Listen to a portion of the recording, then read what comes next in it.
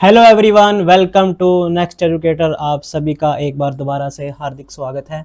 मेरा नाम है मनन अरोड़ा और इस वीडियो में मैं आप सबके लिए लेके आया हूँ एस्टेट एग्ज़ाम के इंग्लिश के PYQs 2022 और 23 के एग्ज़ाम में ये क्वेश्चंस आए थे। तो 30 क्वेश्चन लेके आया हूँ मैं, दो सेट हैं 15-15 क्वेश्चन के। तो बिना किसी देरी के चलिए शुरू करते हैं। तो ये देखिए हमारा पहला क्वेश्चन एक्टिव पैसिव वॉइस का। ये हमें एक्टिव वॉइस में दिया हुआ है, इसको हमें पैसिव वॉइस में कन्वर्ट करना है। तो आपको एक्टिव पैसिव वॉइस का पता होगा इंग्लिश में रूल। जो एक्टिव सेंटेंस होता है वो हमारा ऐसे लिखा होता है, एक हमारा सब्जेक्ट होता है, फिर वर्ब होती है, फिर हमारा ऑब्जेक्ट होता है। तो हमें पैसिव वॉइस में क्या करना होता है, हमें ऑब्जेक्ट को ले आना होता है सब्जेक्ट की जगह पे आगे, और हमें वर्ब को हमें हमें जो सेंटेंस का है ना टेंस नहीं चेंज करना होता।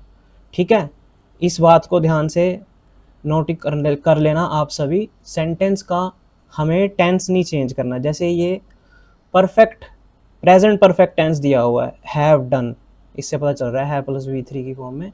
तो हमें जब भी पैसिव करना होता है हमें उसका सेंटेंस चेंज नहीं करना होता।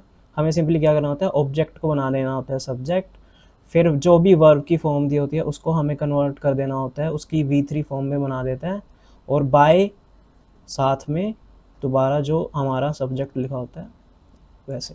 तो इस क्वेश्चन को हम देखते हैं। इसको MCQ क्वेश्चन है, इनको हम एलिमिनेशन मेथड से भी बड़ा इजी से कर सकते हैं। तो ये क्वेश्चन देखिए।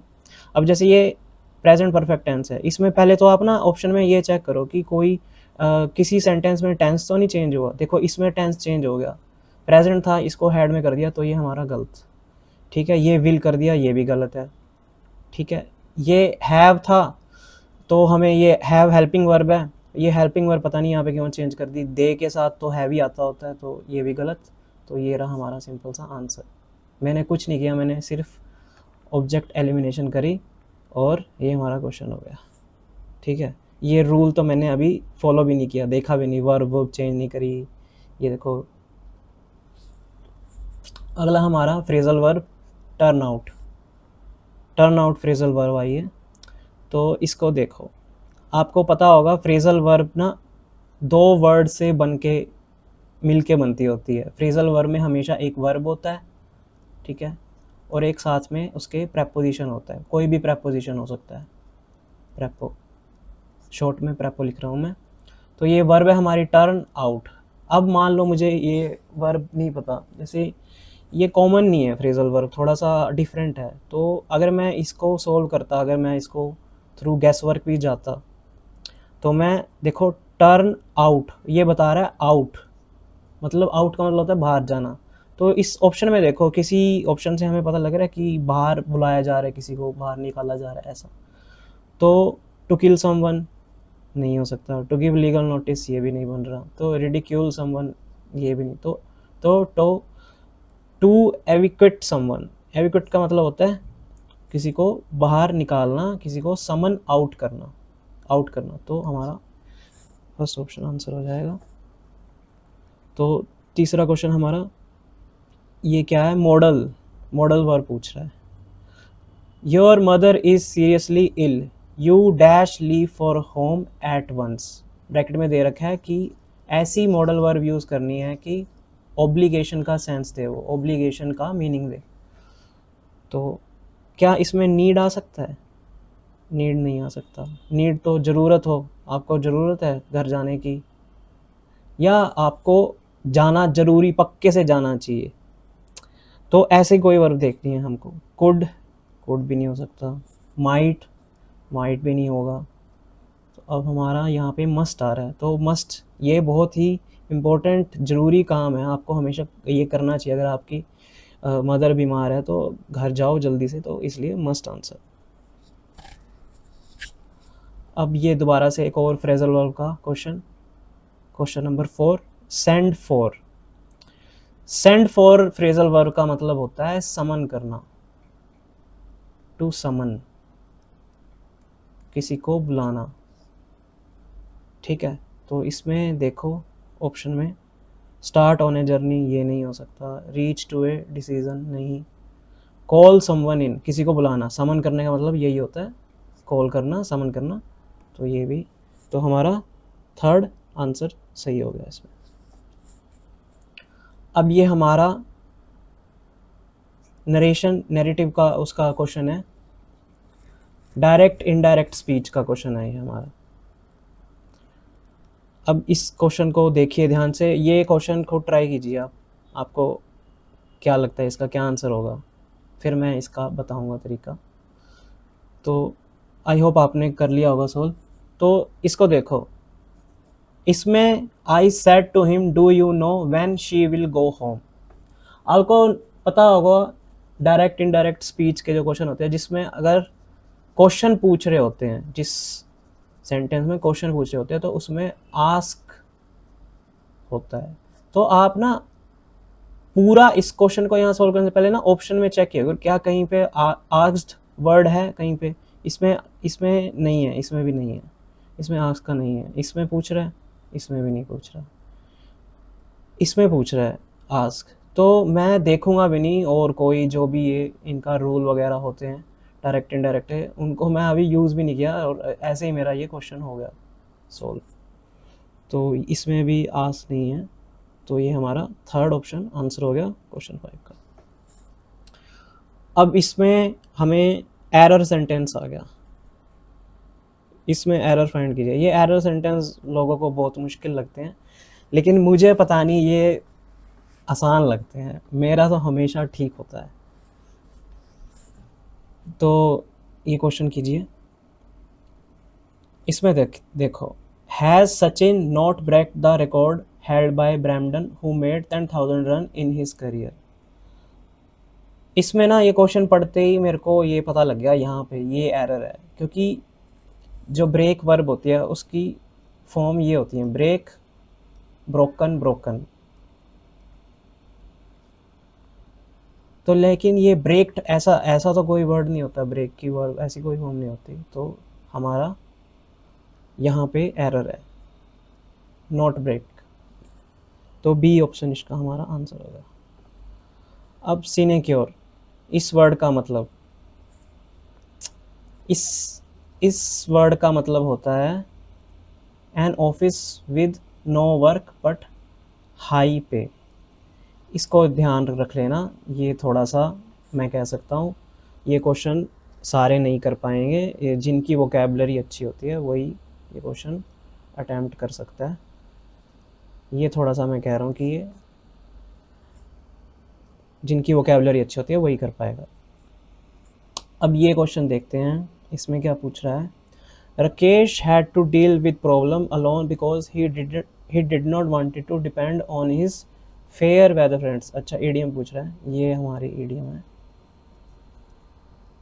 तो ये सेंटेंस पढ़ के भी ना हमें जब ना ईडियम एंड फ्रेज, वैसे तो हमें थोड़े बहुत ध्यान रखने चाहिए, हमें इम्पोर्टेंट 200 से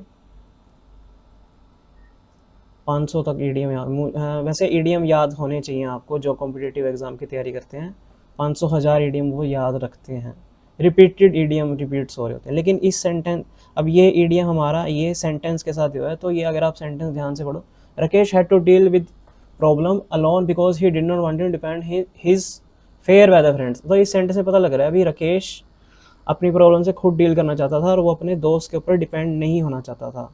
किस टाइप के दोस्त के ऊपर? Fair weather friends. तो ऑप्शन पढ़िए, friends who come from rich family नहीं, friends who are loyal only during a time of success, friends with whom one lived in college time, friends who no longer live with you. तो fair weather friend से हमें थोड़ा सा idea लग रहा है कि जैसे वेदर चेंज होता रहता है वैसे ये ऑप्शन हो सकता है, friends who are loyal only during a time of success. तो मतलब जब आपकी सक्सेस है तब तो वो आपके साथ हैं, वरना नहीं है। ठीक है, तो ये ऑप्शन भी हमारा सेकंड करेक्ट हो गया। अब इसके अंदर हमें टेंस की सही फॉर्म यूज़ करनी है। She jumped of the train while it, option देखिए, वाइल इट मूव्ड, क्या ये हो सकता है? नहीं, ट्रेन तो मूव कर रही होएगी ना, मूव कर रही होएगी तब वो उस चलती ट्रेन से कूदी होएगी। तो वो ऑप्शन देखें जिसमें हमें इस सेंटेंस की अच्छी सेंस लग रही हो। सेकंड, हैड मूव्ड, ये भी नहीं। हैज़ मूव्ड, ये भी नहीं लग रहा। वॉज मूविंग, तो ये ऑप्शन हो जाएगा इसका फोर्थ। अब इसके अंदर भी हमें टेंस की सही फॉर्म लगानी है। The head master dash to meet you. अब इसमें देखिए, ये सेंटेंस देखिए। अब ना इस सेंटेंस में बहुत लोग गलती कर सकते हैं। अगर मैं इसमें ऑप्शन चेंज कर दूँ ना, मान लो अगर मैं वांटेड कर देता यहाँ, कोई ये ऑप्शन हटा के, अगर मैं इस ऑप्शन को काट के वांटेड कर देता और फिर ये 4 ऑप्शन दिए होते, तो आप इसका आंसर क्या देते? The head master wanted to meet you, the head master wants to meet you, या इज़ वॉन्टिंग, या वॉज वॉन्टिंग। ये तो नहीं होंगे ये वाले, क्योंकि is wanting, was wanting, is am are verb के साथ ये wanting I N G form में नहीं आता वॉन्ट का, तो ये तो गलत हो गया बिल्कुल। अब वॉन्टेड और वॉन्ट्स, तो इसका करेक्ट आंसर क्या होगा? इसका करेक्ट आंसर, अगर यहाँ वॉन्टेड होता तो ये भी करेक्ट होता और ये भी करेक्ट होता, लेकिन क्योंकि यहाँ पे मैं वो कर देता हूँ इरेजर से रब, यहाँ पे ऑप्शन वॉन्ट था, तो इसका करेक्ट आंसर तो है ये, ठीक है। लेकिन आप इस सेंटेंस को अच्छे से समझिए, मैं आपको समझाना चाहता हूँ ये सेंटेंस। आपको पता होगा कि जो प्रेजेंट वर्ब है, यहाँ पे प्रेजेंट वर्ड यूज़ हो रही है ना, प्रेजेंट सेंटेंस यूज़ हो रहा है। तो जो प्रेजेंट वर्ब यूज़ होती है प्रेजेंट टेंस में, जैसे कि एक सेंटेंस हमारा होता है, he always come to park, है ना। तो ये आप लोगों ने ये रूल पढ़ा होगा कि जब भी ऑलवेज, ऑफन, यूजली, ओकेजनली, तो वहाँ पे प्रेजेंट डेफिनेट टेंस यूज़ हो जाता है, हमारा वर्ब की फर्स्ट फॉर्म यूज़ हो जाती है ना। या फिर जो यूनिवर्सल ट्रुथ होते हैं, जैसे कि earth revolves around the sun, earth revolves around the sun, ये यूनिवर्सल ट्रुथ है, अर्थ सन के अराउंड रिवॉल्व करती है, तो यहाँ हम प्रेजेंट टेंस यूज़ करते हैं, है ना। तो जब जब तो हमें दिया हुआ है कि ये वर्ड दिए हुए हैं ऑलवेज, ये, तब तो हम अंदाज़ा लगा लेते हैं भी प्रेजेंट वर्ब आएगी, प्रेजेंट टेंस है, उस हिसाब से वर्ब आएगी, हम जल्दी से इसका आंसर दे देते। लेकिन यहाँ इस सेंटेंस में टाइम नहीं दिया हुआ कोई भी, जिससे हमें अंदाज़ा लगे, हिंट मिले कि यहाँ पे क्या वर्ब लगानी है। अगर यहाँ पे ये वांटेड होती फिर, और अगर यहाँ सिर्फ वांटेड, अगर यहाँ वांटेड होती और ये वांट्स नहीं दी होती, फिर इसका आंसर वांटेड हो जाता, है ना। तो इसका आंसर वांटेड हो जाता। मैं आपको बताता हूँ, जब भी सेंटेंस में टाइम गिवन नहीं होता और एक नॉर्मल सिंपल सेंटेंस लग रहा होता है, तो उसको हमेशा, अगर तो प्रेजेंट ऑप्शन के हिसाब से आंसर जाएगा, अगर तो प्रेजेंट टेंस की वर्ब दी हुई है तो वो आंसर होगा, और अगर ये प्रेजेंट डेफिनेट टेंस बना रहा है ना सेंटेंस, और ये क्या बना रहा है, पास्ट डेफिनेट, ये पास्ट डेफिनेट है, तो अगर तो टाइम नहीं दिया हुआ, किसी से हिंट नहीं मिल रहा, तो पास्ट इनडेफिनेट भी आ सकता है आंसर, और प्रेजेंट इनडेफिनेट भी आंसर आ सकता है। उस हिसाब से हमें वर्ब लगानी होती है। आई होप आपको ये कॉन्सेप्ट समझ में आया होगा इंग्लिश का। ऐसा एक क्वेश्चन और आएगा, आपको अच्छे से दोबारा समझ में आएगा। अभी हमारा 11th question, had the police reach the thieves then the thief fled. तो ये जो हमारा सेंटेंस स्ट्रक्चर होता है, हैड प्लस वर्ब की थर्ड फॉर्म, जब ऐसा सेंटेंस स्ट्रक्चर आता है तो हमेशा इसके आगे क्या लगता है, नो सूनर, नो सूनर। तो इसका आंसर हमारा हो जाएगा नो सूनर।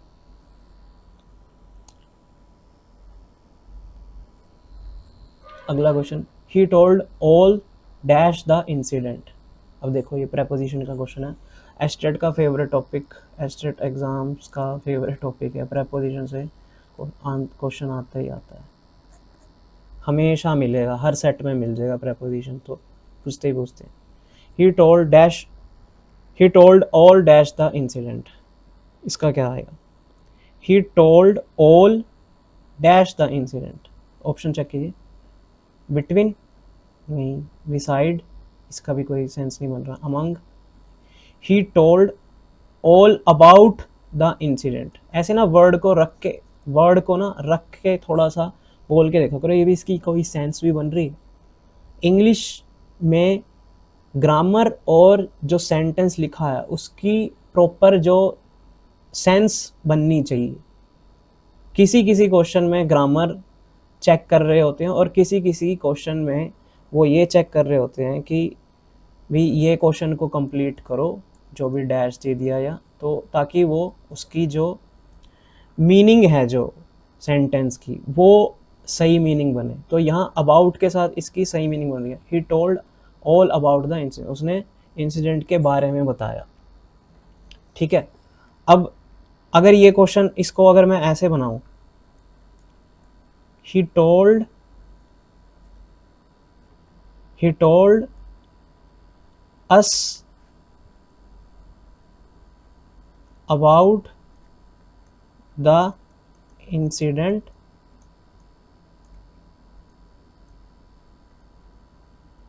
dash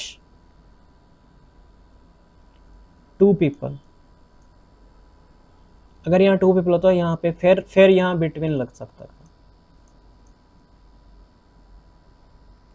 फिर यहाँ बिटवीन लग जाएगा। और अगर आपको पता है बिटवीन टू, जब भी टू पीपल की बात हो रही होती है, दो जनों के बीच में अगर कोई बात हो या किसी चीज़ को शेयर करे तब बिटवीन लगता है, अगर दो से ज़्यादा हो तो अमंग लगता है। ठीक है, आई होप आपको ये पता होगा।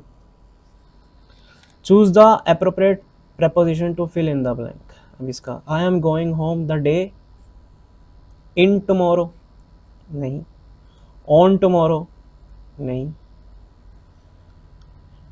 आफ्टर टुमारो, ये आंसर है इसका, एट टुमारो भी नहीं होगा। तो ये अगेन वैसा ही सेंटेंस है जिसकी ये चेक करना चाह रहे हैं कि यहाँ पे क्या हम वर्ड या प्रेपोजिशन रखें, हम यहाँ प्रेपोजिशन रख रहे हैं ताकि इसकी सेंटेंस का मीनिंग बने, एक सही मीनिंग बने। Mohan gazed dash the sky in the hope of rain.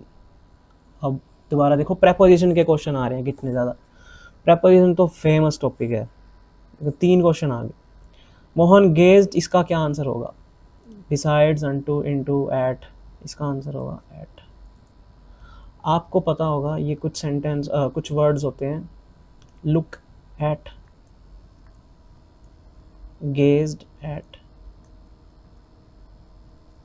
ठीक है, अब जैसे वॉच के साथ एट नहीं आता, वॉच एट नहीं होता, हमेशा लुक एट, गेज एट ऐसे होता है, गेज के साथ हमेशा एट आता है। Choose the option that gives the correct meaning of phrasal verb है गिवन। ये तो इजी सा फ्रेजल वर्ब, गिवन का मतलब होता है हमारा सरेंडर कर देना, ये रहा सरेंडर, मतलब हार मान जाना, गिवन का मतलब हार मान जाना, गिव अप का मतलब भी यही होता है, गिव अप।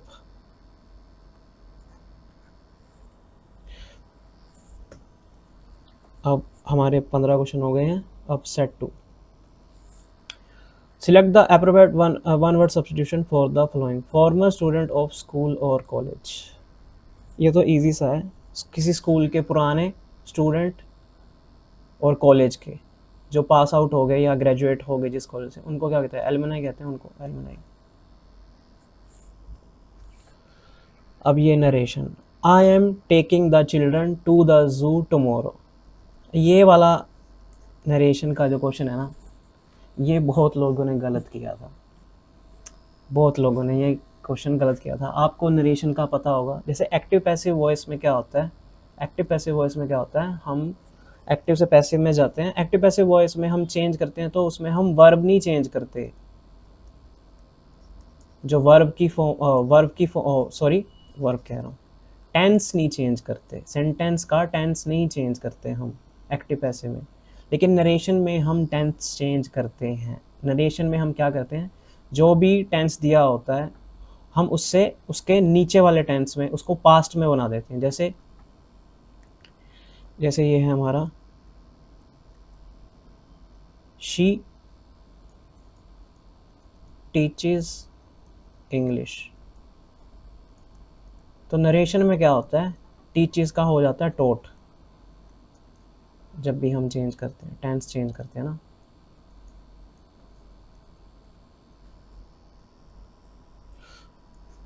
तो ये आपको पता होगा, नरेशन में कभी भी नरेशन में टेंस चेंज करते हैं, जो भी टेंस दिया होता है हम उससे नीचे वाले टेंस में आ जाते हैं, उसको पास्ट में बना देते हैं।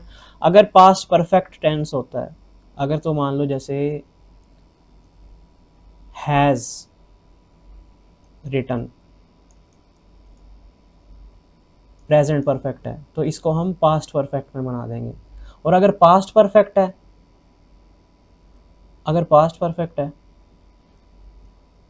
हैड रिटन मान लो, तो पास्ट परफेक्ट का पास्ट परफेक्ट ही रह जाता है, पास्ट ऑफ पास्ट बोलते हैं इसको। एक सेकंड में चेंज कर लेता हूँ इरेजर से, बहुत ज़्यादा मैसी हो गया है।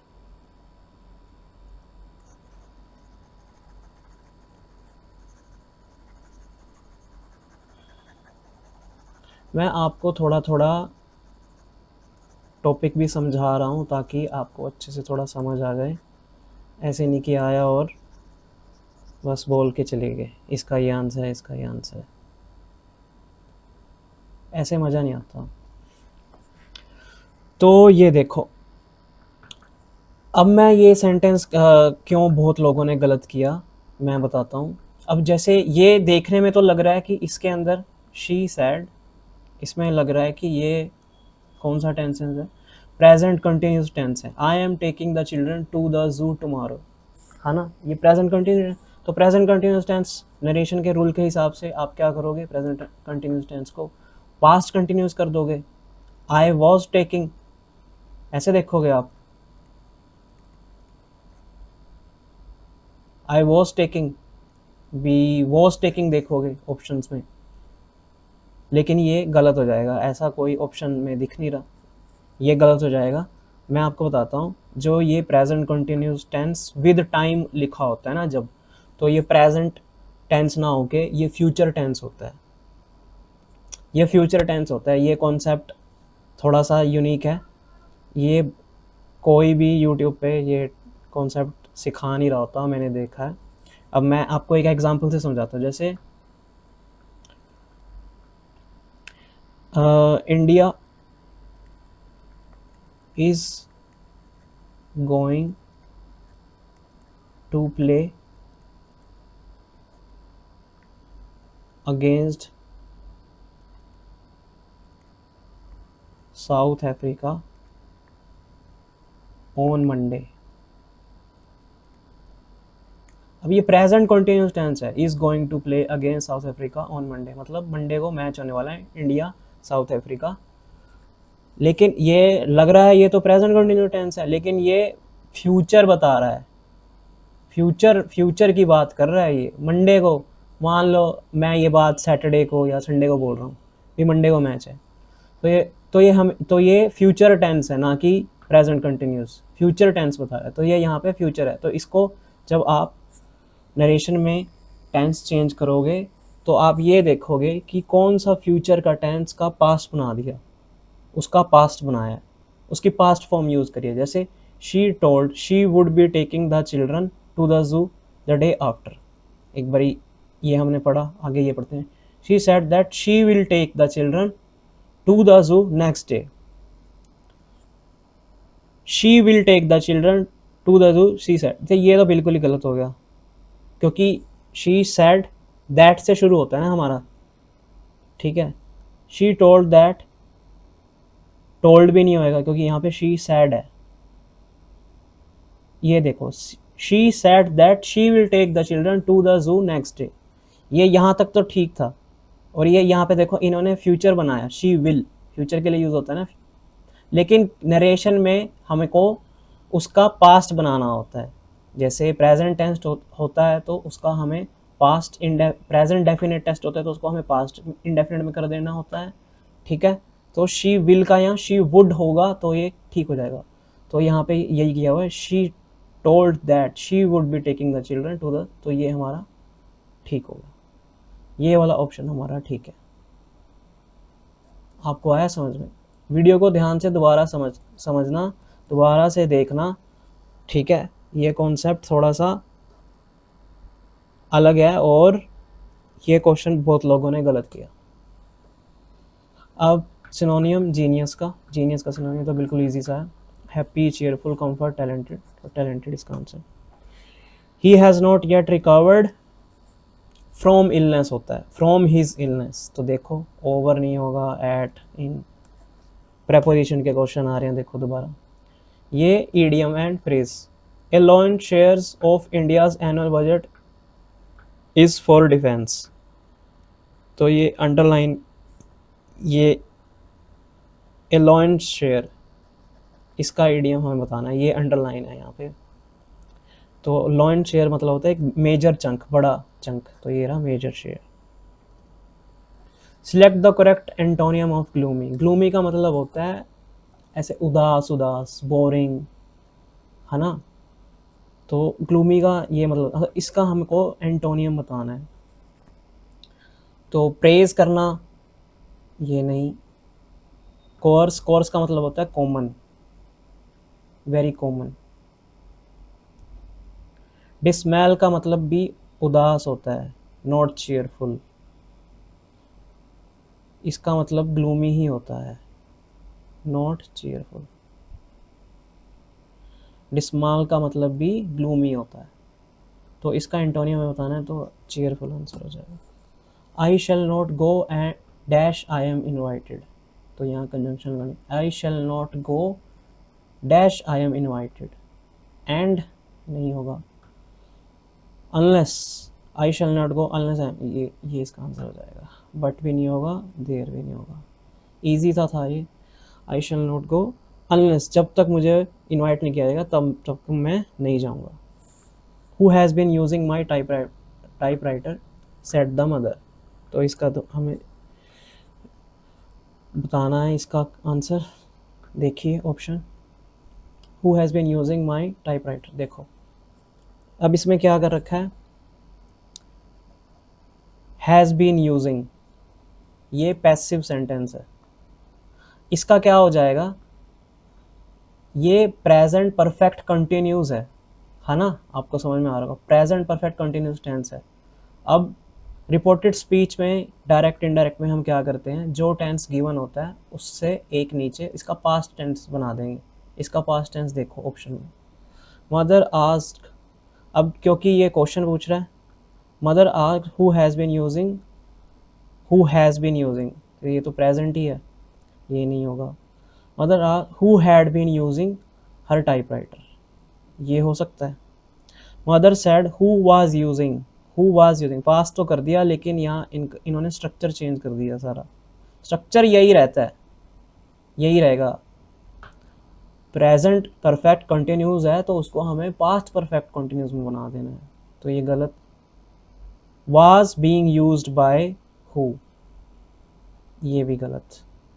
Who had been using, who had been using past perfect continuous tense, present perfect continuous tense का हमने यहाँ क्या बना दिया, past perfect continuous tense. Direct indirect में क्या करना है, जो टेंस गिवन होता है सेंटेंस में उसका पास्ट बना देते हैं, स्ट्रक्चर वही रहता है, ठीक है। अब इसमें phrasal verb, who can say that what will turn up next, तो इसका ये है यहाँ पे phrasal verb, turn up, who will turn up next. इसका मतलब होता है who can say that what will turn up, भी आगे क्या होगा, आगे क्या होने वाला है। टर्न अप का मतलब होता है हैपन, आगे क्या होने वाला है, तो ये हमारा हैपन ऑप्शन में दिया हुआ है।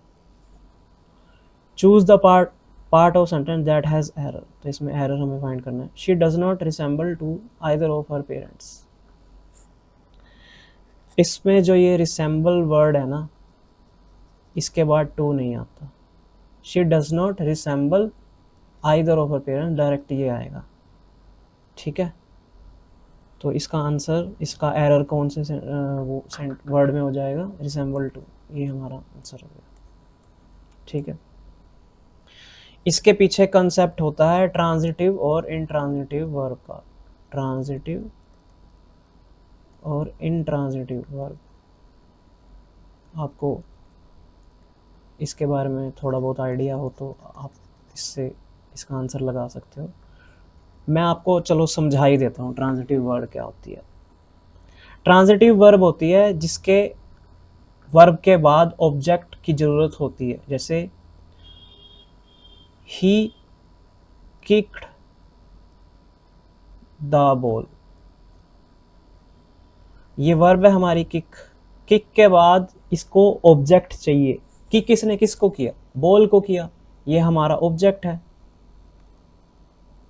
ये नाउन है बॉल, नाउन के आगे हमेशा इसका प्रोनाउन, इसका वो लिखा हुआ है, आर्टिकल लिखा हुआ है, इसको डिटरमाइनर भी कहते हैं। ठीक है, तो ट्रांजिटिव वर्ब समझ में आया आपको।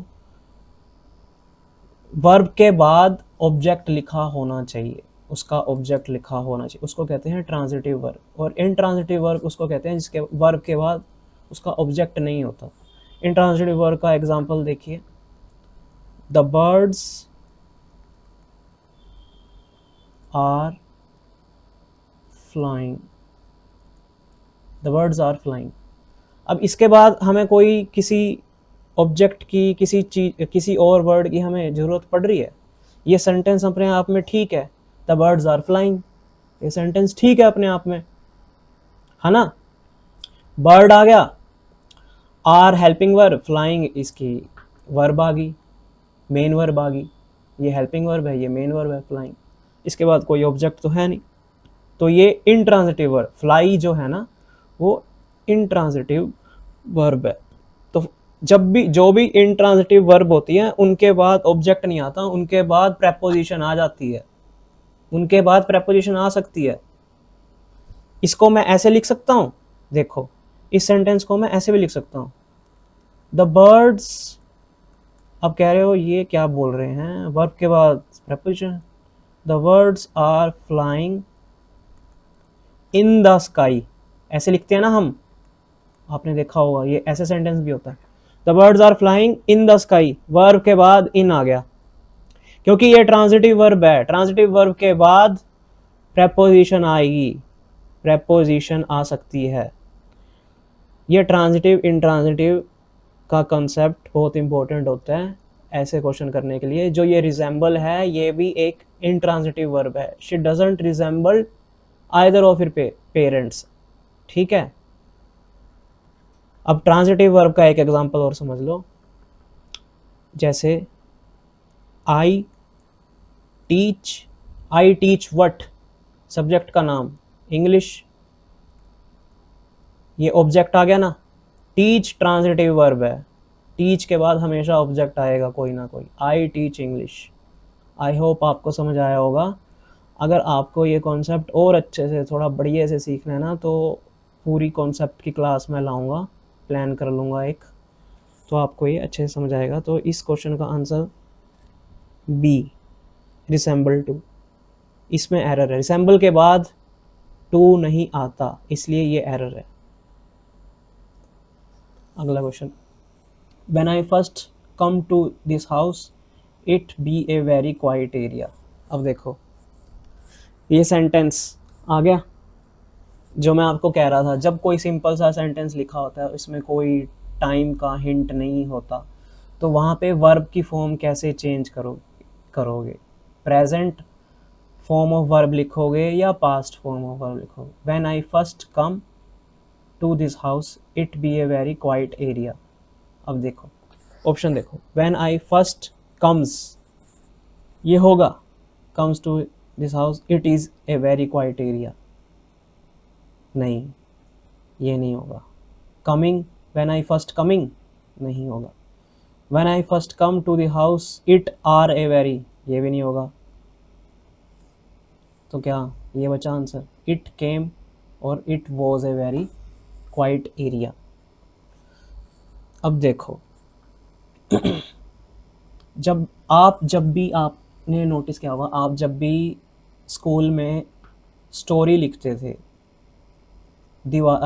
स्टोरी लिखते थे या कोई वो लिखते थे, पैराग्राफ लिखते थे, तो उसमें आपने नोटिस किया होगा, आप ना पास्ट इंडेफिनिट टेंस में ही लिखी जा रहे हो। पास्ट इंडेफिनिट टेंस में सारे वर्ड ऐसे फ्लो में लिखते रहते हो। तो ये वही है, पास्ट इंडेफिनिट टेंस का यूज़ करेंगे हम। When I first came to this house it was a very quite area. अब एक और चीज़ बताता हूँ भी, अगर इस सेंटेंस को मैं ऐसे लिखूँ, I often come to this house. देखो अब यहाँ पे ऑफन यूज़ हो गया। ऑफन का मतलब होता है बार बार, बार बार, है ना, बड़ा ही कैजुअली आता रहता हूँ घर पे। तो यहाँ पे present form of verb use होगी, प्रेजेंट डेफिनेट टेंस यूज़ हो गया। और अगर ऑफन नहीं होगा ना, अगर ऑफन को मैं हटा दूँ, तो यहाँ पे I came to his house, came to this house, ऐसे ये लिखना पड़ेगा, तो ये सेंटेंस ठीक होगा। I came to this house, इसका मतलब मैं इस घर पे आया था, बस यही इसका सही सेंस बन रहा है।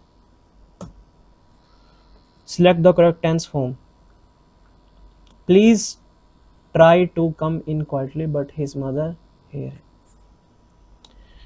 ये पिछला क्वेश्चन, एक सेकेंड, हाँ ठीक है, इसका ये भी सेम सेंटेंस, सेम उसी कॉन्सेप्ट पे आ गया, क्योंकि यहाँ पे कोई टाइम नहीं दिया हुआ सेंटेंस में, कोई रेफरेंस नहीं है। तो इसका आप ट्राई करो, इसका क्या होगा, पीटर ट्राई की पास्ट डेफिनेट, मतलब V2 फॉर्म होती है ना पास्ट डेफिनेट टेंस में, V2 फॉर्म कह देते हैं।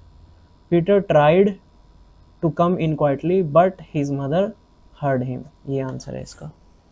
यहाँ ना वॉज ट्राइंग आएगा, ना ट्राइंग आएगा, ना इज नाइस ट्राइंग, ये सब गलत है। उसी कॉन्सेप्ट पे सेम पिछले वाला क्वेश्चन। अब इसका पैसिव वॉइस बनाना है, ये तो बहुत इजी सा है। बीज मेक हनी, ये ऑब्जेक्ट है हमारा, ये सब्जेक्ट बीज। तो पैसिव वॉइस कैसे बनाते हैं, ऑब्जेक्ट को सब्जेक्ट बना देते हैं, इसका क्या बना देंगे, हनी,